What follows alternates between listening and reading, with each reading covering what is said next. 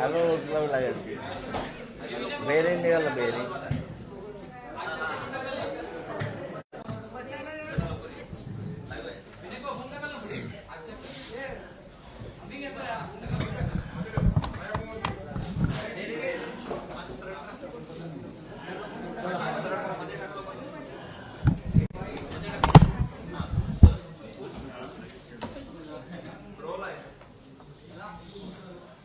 सर्वोच्च न्यायालयानं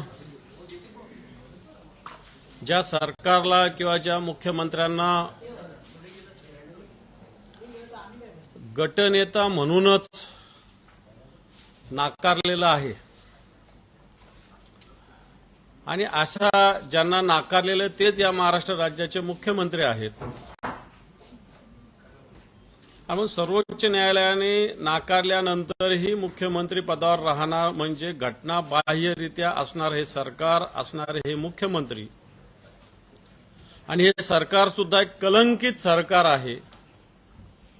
म्हणून आजच्या चहापानाचं निमंत्रण आम्हाला मुख्यमंत्री महोदयांनी दिलेलं होतं, पण हे सरकार घटनाबाह्य आहे, हे सरकार कलंकित आहे, हे सरकार शेतकरी विरोधातलं आहे, युवकांच्या विरोधातलं आहे. आणि या सगळ्या घटकाला धरून आम्ही आज सगळ्या विरोधी पक्ष असणारे सगळे पक्ष, शिवसेना, काँग्रेस, राष्ट्रवादी काँग्रेस, कम्युनिस्ट, आपला नितीश कुमारांचा पक्ष, शेकाप, सपा, या सगळ्या पक्षांनी एकत्रित बैठक घेऊन या असंवैधानिक घटनाबाह्य सरकारने आयोजित केलेल्या चहापानात आम्हाला कोणतेही स्वारस्य नसल्याचं आम्ही कळवत आहोत. अर्थात चहापानावर आम्ही बहिष्कार घातलेला आहे. कारण जर संपूर्ण महाराष्ट्राची स्थिती जर बघितली तर सगळ्यात आधी जर शेतकऱ्यांची परिस्थिती बघितली की मागच्या अधिवेशनात कांद्याला 350 रुपये जाहीर केले होते, तेही 31 मार्च पर्यंतचे अनुदान. हे 1 रुपया सुद्धा अनुदान सरकारने अजून शेतकऱ्यांना दिलेलं नाही. उलट कित्येक शेतकऱ्यांचं जे रजिस्ट्रेशन हे कॅन्सल करण्याचा प्रकार घडलेला आहे.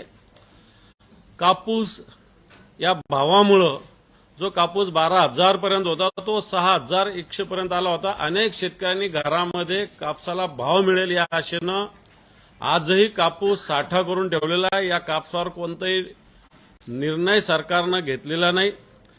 अतिवृष्टी आणि सततचा पाऊस, अतिवृष्टीचे सुद्धा संपूर्ण निधी अजून सरकारने पोहोचवलेला नाही शेतकऱ्यांना. आणि सततच्या पावसाच्या वेळेस सरकारने एनडीआरएफच्या निकषापेक्षा दुपटीनं आम्ही शेतकऱ्यांना मदत करणार अशी राणा भीमदेवी थाटात घोषणा केली होती. परंतु दुपटीनं सोडा, एकटीनं सुद्धा एका वेळेचं सुद्धा अजून एनडीआरएफच्या निकषानुसार शेतकऱ्यांना कोणतेही सततच्या पावसाचे निधी, पैसा, अनुदान कोणतंही मिळालेलं नाही. कांद्याचं सुद्धा 350 रुपये फक्त घोषणा झालेली आहे. शेतकऱ्यांनी आत्महत्या करण्याचा एक विक्रम या महाराष्ट्रात मागच्या काळात घडतो की काय अशा प्रकारची भयावह स्थिती निर्माण झालेली आहे.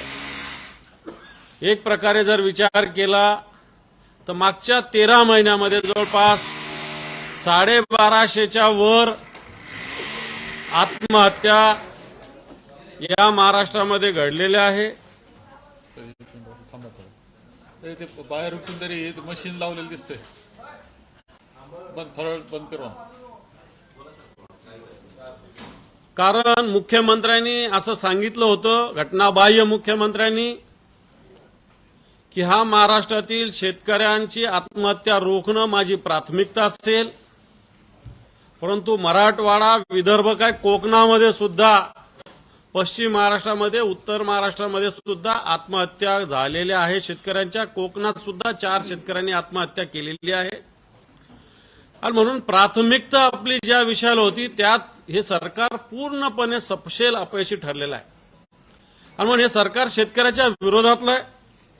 कायदा सुव्यवस्थेचा बोजवारा या सरकारने उडविलेला आहे. कारण अनेक खून घडलेले, माता भगिनीवर अत्याचार घडलेला आहे. इथं हॉस्टेलमध्ये एका विद्यार्थिनीवर बलात्कार करून खून घडला. कर्वे नावाचा जो एका महिलेवर घडलेला अत्याचार आपल्याला चांगला माहिती आहे, साने नावाच्या व्यक्तीनं केलेला.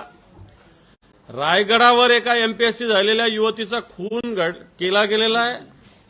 पुण्यामध्ये दिवसा ढवळ्या कोयत्यानं खून करण्याचा प्रयत्न केला. आणि भयावह सगळ्यात महत्वाचं की नागपूरमध्ये मी मागच्या आठवड्यात गेलो होतो, तिथं जे गावठी कट्टे म्हणजे पिस्तुलाचे, हे विकण्याचं प्रमाण सगळ्यात जास्त महाराष्ट्रामध्ये नागपूरमध्ये आहे.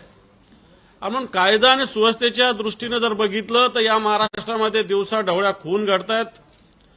सरकार पुरस्कृत जातीय दंगली सुद्धा या महाराष्ट्रात मागच्या काळात घडलेल्या आहे. अकोल्यामध्ये दंगल घडली, शेवगावमध्ये घडली, संभाजीनगरमध्ये घडली, संगमनेरमध्ये घडली, कोल्हापूरमध्ये घडली.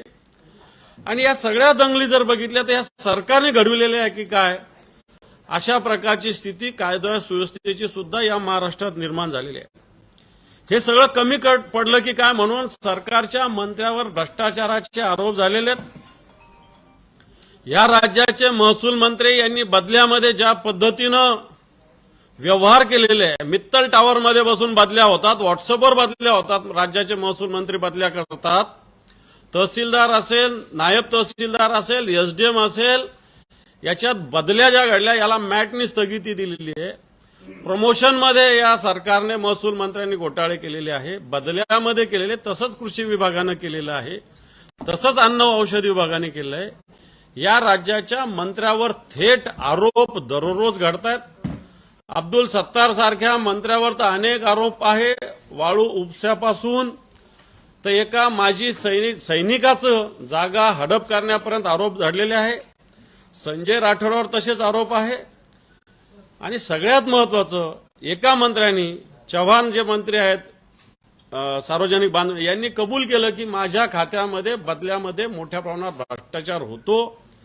आणि मंत्री अशा पद्धतीनं भ्रष्टाचार कबूल करत असूनही अशा मंत्र्यावर हे सरकार कोणत्याही प्रकारे कारवाई करत नाही.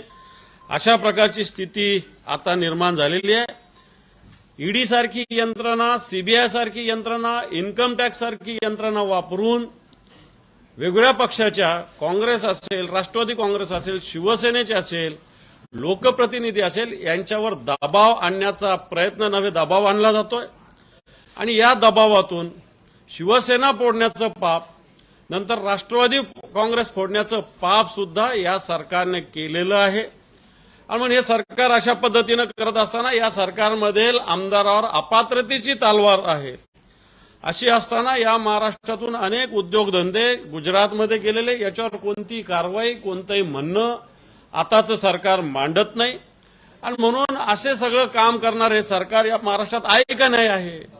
कृषी खात्याचे मंत्री यांचे स्वतःचे स्वीय सहाय्यक अकोल्यासारख्या मोठ्या शहरात जाऊन गोडाऊनला सील लावतात, कंपन्याला ब्लॅकमेलिंग करतात.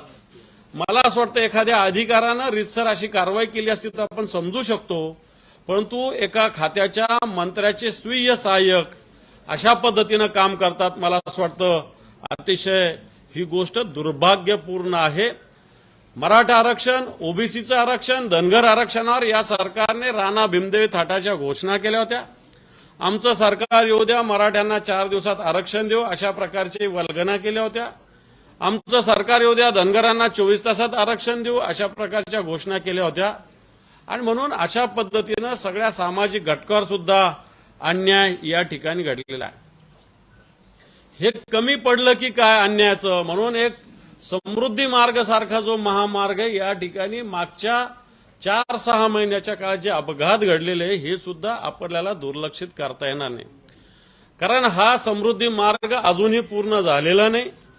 कोणत्याही सुविधा या रस्त्यावर नाही.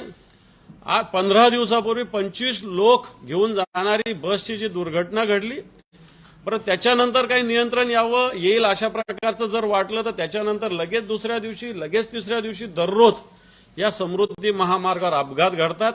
समृद्धी महामार्गाचा दर्जा, समृद्धी मार्गात झालेला भ्रष्टाचार आणि समृद्धी महामार्गाच्या सोयीसुविधा जर बघितल्या तर या सरकारने हा समृद्धी महामार्ग जनतेचा जीव घेण्यासाठी निर्माण केला की काय, अशा प्रकारची स्थिती निर्माण झालेली आहे.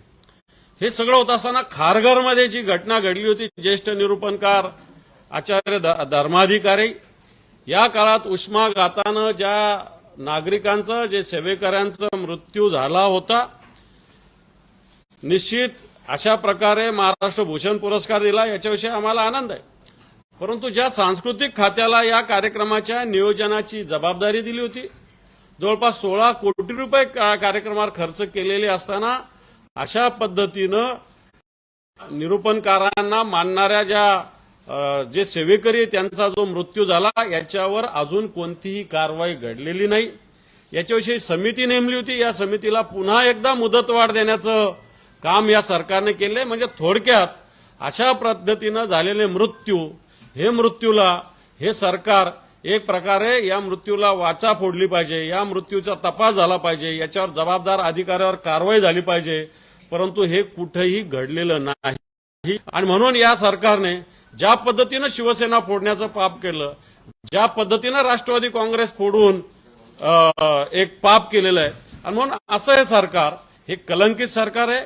या कलंकित सरकारबरोबर आम्ही सगळे पक्ष कोणीही चहापान घेऊ शकत नाही. आणि म्हणून या चहापानात आम्हाला कोणतंही स्वारस्य नसल्याचं आम्ही या महाराष्ट्राच्या मुख्यमंत्र्यांना कळविलेलं आहे.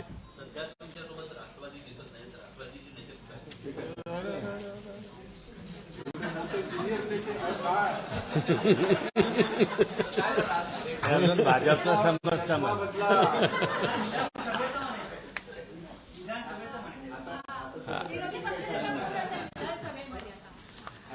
मला असं वाटतं आम्ही आता आमची भूमिका विरोधी पक्ष म्हणून या सगळ्या महाराष्ट्राची स्थिती याविषयी आम्ही विशद केलेली आहे. विरोधी पक्षनेता कोण असेल, काय असेल, मला वाटतं हा विषय विधिमंडळातच ठरेल. त्याच्याविषयी योग्य त्या कायदेशीर बाबी आहेत, त्याच्यानुसार योग्य तो निर्णय होईल.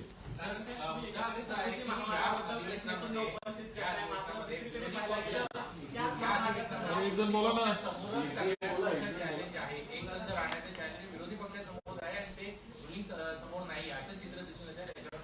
सगळे विरोधी पक्ष आज सोबत होते, कम्युनिस्ट पार्टी सुद्धा होती. आम्ही तिन्ही पक्ष तर आहोतच. नंतर नितीश कुमारांच्या पक्षाचे कपिल पाटील साहेब होते. शेकाप जयंत पाटलांचा एका काही खाजगी कार्यक्रमात ते त्यांच्या वाढदिवसाच्या निमित्तानं वेगळे उपक्रम चालू आहेत, त्याच्यात ते आहेत. आणि म्हणून विरोधी पक्ष एक संघ आहे. आणि निश्चित असं समजायची गरज नाही आमची संख्या कमी झाली. या संख्येमध्ये सुद्धा, कारण या महाराष्ट्राने लाखो लोक औरंगजेब घेऊन आला होता इकडं, त्याला हजारो छत्रपती शिवरायांच्या 1000 लोकांनी सुद्धा प्रत्युत्तर दिलेलं आहे. वेडात लढले वीर साथ, याचा सुद्धा इतिहास आपल्याला माहिती आहे. त्यामुळे संख्येवर जाऊ नका. एवढे मोठे मोठे नेते सगळे, मला वाटतं हे सगळे नेते निश्चित या सरकारला पाणी पाजल्याशिवाय राहणार नाही.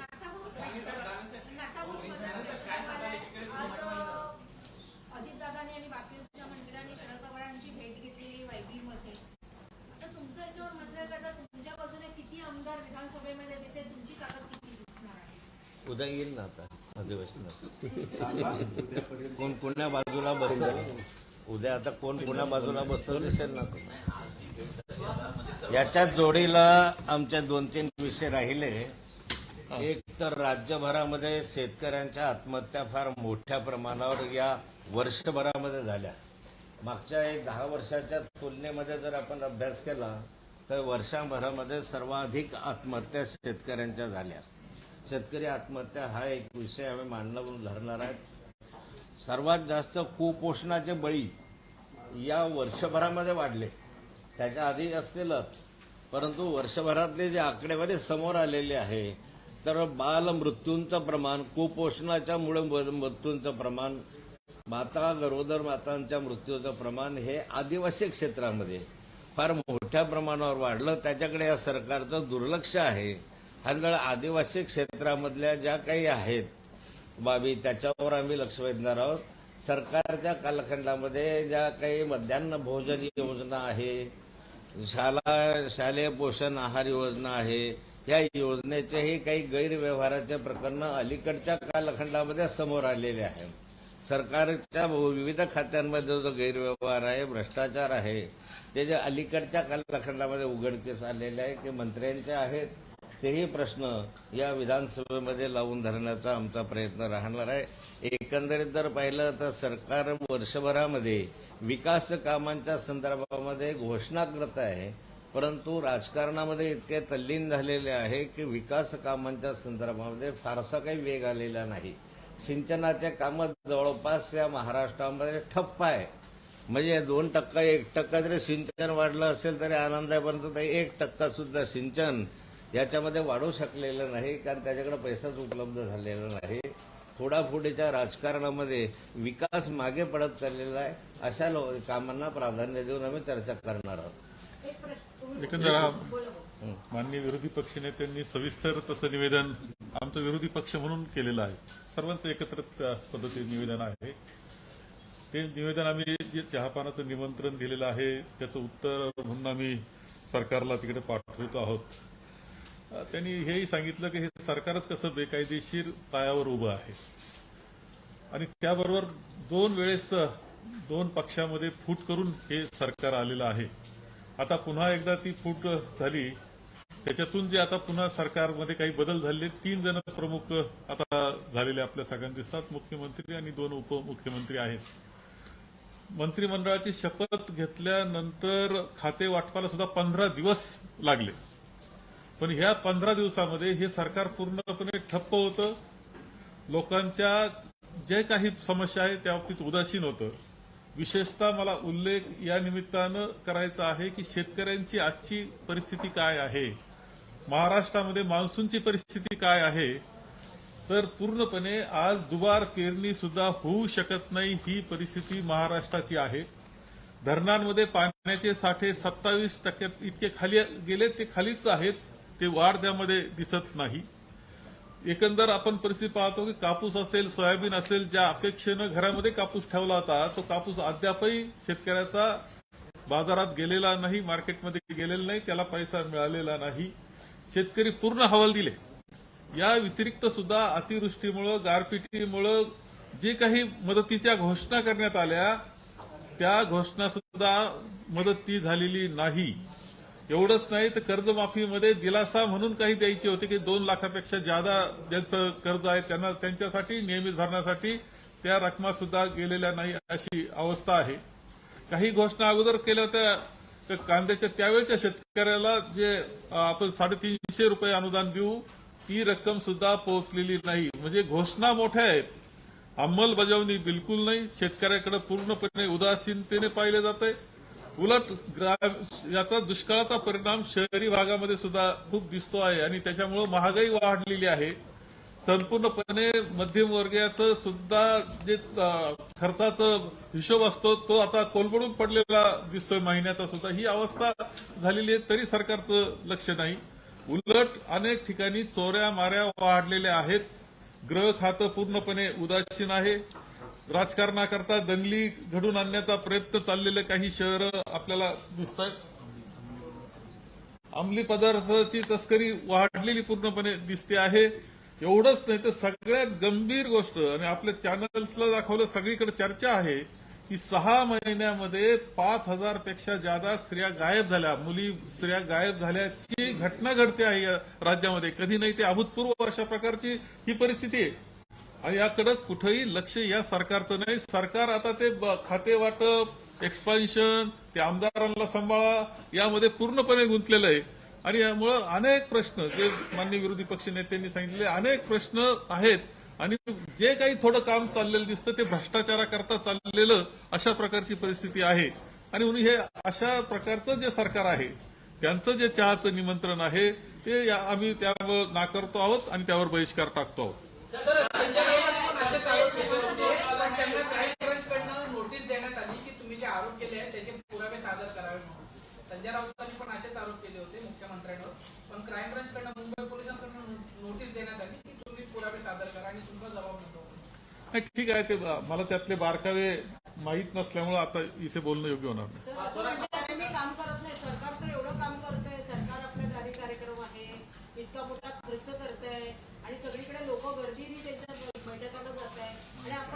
सरकार आपल्या दारीची खरी परिस्थिती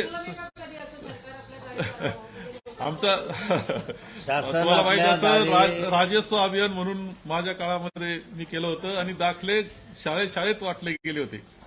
सरकार आपल्या दारी आहे, खर्च प्रचंड आहे. परिस्थिती आउटपुट काय अशी आहे? आहे. लोकांना गोळा करतात, आणतात आणि पुन्हा घरी परत पाठवलं जातं. आणताना गाड्या आहेत, जाताना पायी जात आहेत लोक घरी. ही सगळी राज्याची परिस्थिती आहे. आणि- प्रचंड खर्च त्याच्यावर करत असताना दिसतंय. सर्वात महत्वाचं म्हणजे शासन आपल्या दारी हा कार्यक्रम जाहीर केला जातो. जाहीर केल्यानंतर त्या ठिकाणी यंत्रणा कामाला लागते, सगळ्या व्यवस्था होतात, टेंट घातले जातात, सगळे घातले जातात आणि नंतर ते कार्यक्रम वेळेवर रद्द केले जातात आणि 15 दिवसानं घेऊ, वाढदिवसानं घेऊ असं सांगितलं जातं. अनाठाई खर्च यामध्ये फार मोठ्या प्रमाणावर होऊन राहिलेला आहे. शासन आपल्या दारी करत असताना तुम्ही निश्चित वेळेत जर ठरलं असेल तर त्यावेळेस तुम्ही जा. म्हणजे शेकडो लोकांना कामाला लावायचं, टेंट लावायचे, कोट्यवधीचा खर्च करायचा आणि नंतर मुख्यमंत्री पक्ष बदलायला, खाते वाटपाला दिल्लीला गेलेत, हे गेले, त्याच्या राजकीय कारणासाठी असे कार्यक्रम पुढे ढकलायचे हे काही योग्य नाही आहे. विनाकारण खर्च त्याच्यामध्ये होतो आहे आणि निव्वळ शासन आपल्या दारी हा त्यांचा एक दिखावा आहे. आपलं एक शक्ती प्रदर्शन करण्याच्या हेतूने हे सगळं चालतंय. जळगावलाही आम्ही पाहिलं तर त्या ठिकाणी निम्मे खुर्च्या तर खालीच होत्या, पण माणसं आणले गेले, ते उपाशीच राहिले, त्यांना काही जेवण नाही, काही नाही, अशा रीतीने ते पायी गेले. तर असं कशासाठी करताय? स्वतःहून कार्यक्रमाला लोक आले पाहिजे.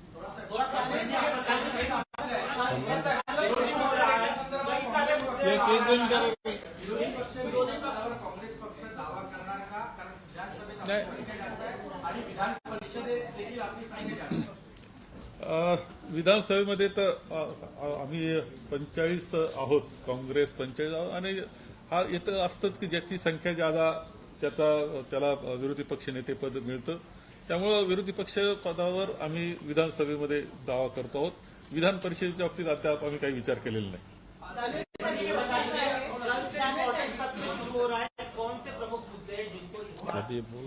सगळं सांगितलंच ना आपण.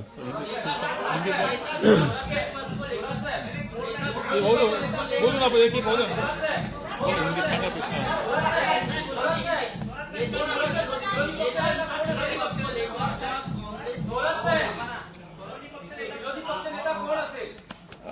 आपल्याला लवकरच हे सर्व काही जे होत असतं ते दिल्लीमध्ये आमचे माननीय अध्यक्ष आहेत, खरगे साहेब आहेत, आमचे ज्येष्ठ मंडळी आहे, नेते मंडळी आहे, हे सगळे त्यामध्ये विचार करून योग्य निर्णय देतील. तो विरोधी पक्ष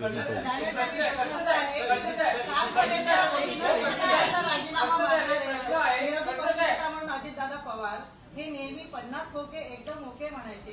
आता 50 खोके एकदम ओके झाल्यामुळे यांनी पक्षप्रवेश केला का?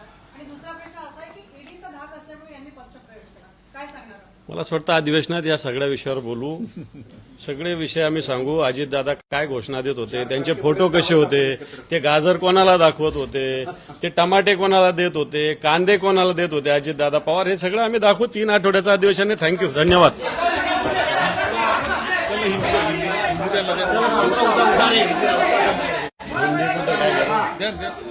हिंदी एक मिनिट मी फक्त आता हिंदीत देतो कारण आता बरीच चर्चा झाली.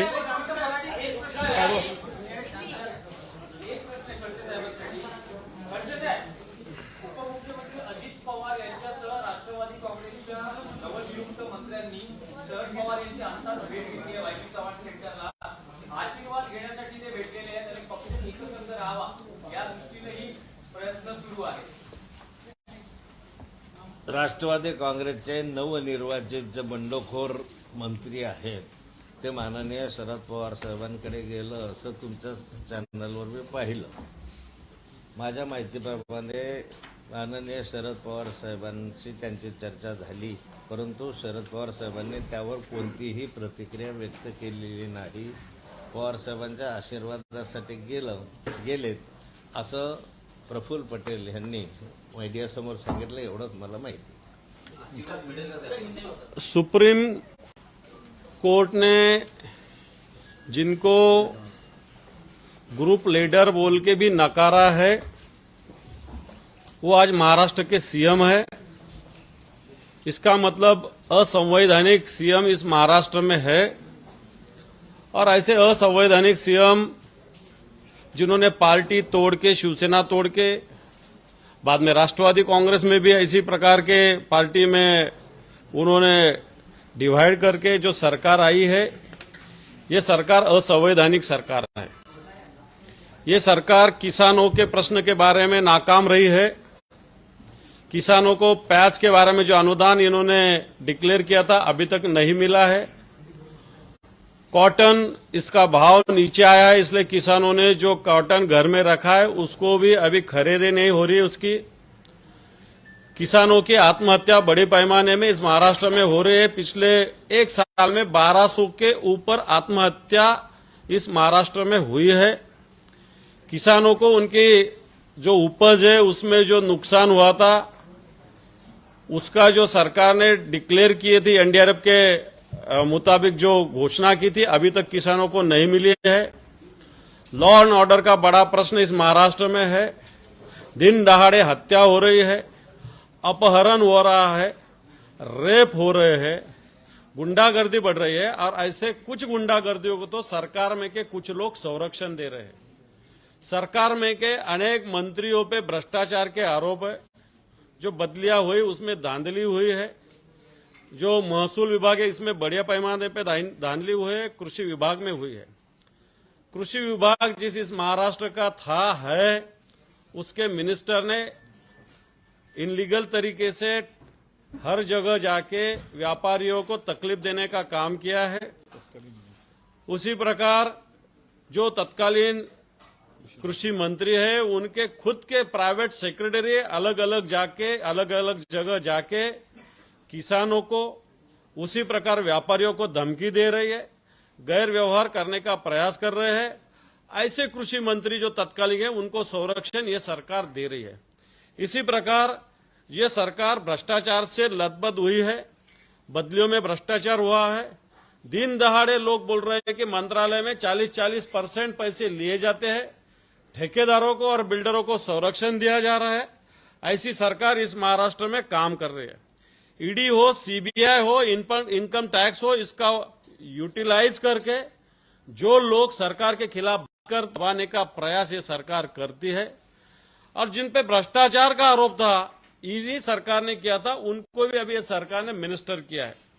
और इसलिए ऐसा जो सरकार है जिसको अभी कुछ दिनों में शायद जो सुप्रीम कोर्ट का डिसीजन हुआ उसके मुताबिक कुछ विधायक अपात्र हो सकते हैं, शेड्यूल 10 के तहत उन पे कार्रवाई हो सकती है। ऐसे लोग इस सरकार में है। और इस प्रकार महाराष्ट्र की इंडस्ट्री, एग्रीकल्चर, इस सब में महाराष्ट्र में पीछे जा रहा है। महाराष्ट्र में जो समृद्धि महामार्ग जो बनाया गया है शिवसेना प्रमुख बाला साहब ठाकरे जी के नाम से, उसमें बड़ी जल्दी की गई है। इस रास्ते से अभी तक अनेक बड़े एक्सीडेंट हुए हादसे हुए हैं, लेकिन सरकार इस पे कोई नियंत्रण नहीं रख सक रही है। कारण यह रास्ता अभी पूरा ही नहीं हुआ तो उसका उपयोग शुरू हुआ है। और इस प्रकार खारघर में भी जो घटना हुई थी उष्माघात से, जो ज्येष्ठ निरूपणकार है धर्माधिकारी जी, इनके प्रोग्राम में जो 15 लोग उष्माघात से मृत्युमुखी हुए थे, वो प्रोग्राम जिस डिपार्टमेंट ने आयोजित किया था सांस्कृतिक विभाग ने, इसको जो जिम्मेदार है अधिकारी उन पे अभी तक कुछ कार्रवाई नहीं हुई है। सरकार शासन आपल्या दारी नाम का प्रोग्राम ले रहा है, लेकिन ये शासन अपने दार में बोल तो घर पे लेके जाने के समय चीफ मिनिस्टर जा रहे हैं, डीसीएम जा रहे हैं। इसका मतलब सरकार का नीचे की यंत्रणा सुन नहीं रही क्या, ऐसा एक सवाल है। और ये शासन अपने आधारित प्रोग्राम के तहत एडवर्टाइजिंग, खुद का प्रमोशन, जनता का जो पैसा है सरकार के माध्यम से खर्चा करके इस माध्यम से सिर्फ खुद का प्रमोशन किया जा रहा है। इसका जनता का कोई फायदा नहीं हो रहा है। इसलिए सरकार हड़बड़ाई है, सरकार गड़बड़ाई है। ये सरकार पे अनेक कलंक लगे हैं। इसलिए ऐसी कलंकित सरकार के साथ हम चाय पान नहीं कर सकते, इसमें हमको कोई इंटरेस्ट नहीं। इसलिए हमने सभी पक्षों ने मिलकर ये चाय पान के प्रोग्राम पे बहिष्कार डाल दिया है। आज आपके दो सहयोगी जयंत दादा और जितेंद्र अवार्ड बीच में मीटिंग छोड़कर जाना पड़ा, क्या वजह रही? दूसरा, अजीत पवार जी शरद पवार जी को साथ में लाने की कोशिश कर रहा है, उस पर आपकी पार्टी का क्या कहना है? देखिए, महाराष्ट्र में एनसीपी के कोई जो मंत्री बने हैं, जो बंडखोर मतलब वो राइवल किया है, ये सारे मंत्री आज माननीय शरद पवार साहब को मिलने गए थे। उनका कहना है कि हम माननीय शरद पवार साहब से आशीर्वाद लेने गए थे। वहाँ उनके क्या चर्चा हुई ये तो बाहर नहीं आया, पर इतना जो बताया प्रफुल्ल पटेल साहब ने कि हम उसके आशीर्वाद लेने गए थे, हमारी चर्चा हुई, तो माननीय शरद पवार साहब ने कोई प्रतिक्रिया ऊपर नहीं दी। मला सर तो हमारा ये आखिरी सवाल, विधानसभा का प्रतिपक्ष नेता कौन होगा? कांग्रेस की संख्या ज्यादा है दोनों ही सदनों में। कांग्रेस की संख्या विधानसभा में ज्यादा है, विधान परिषद के बारे में अभी तक हमने देखा नहीं, लेकिन हमारी संख्या ज्यादा है तो हम क्लेम करेंगे, जरूर क्लेम करेंगे विरोधी विपक्ष नेता के लिए। और वो नाम जो है वो हमारे जो दिल्ली में अध्यक्ष महोदय बैठे खरगे जी, वो और हमारे ज्येष्ठ जो लीडर्स है वहाँ के, वो हमें नाम भेजेंगे, वो नाम डिक्लेयर करेंगे। सर मतलब विधानसभा में कांग्रेस का प्रतिपक्ष का नेता होगा? होगा, जरूर होगा। काँग्रेसचा व्हीप कोणाचा मानणार? खडसे साहेब, व्हीप कोणाचा मानणार? खडसे साहेब, तुम्हाला प्रश्न आहे. व्हीप कोणाचा मानणार? काँग्रेस व्हीप कोणाचा मानणार? अधिकृत व्हीप हा माननीय शरद पवार साहेबांच्या राष्ट्रवादी काँग्रेसचा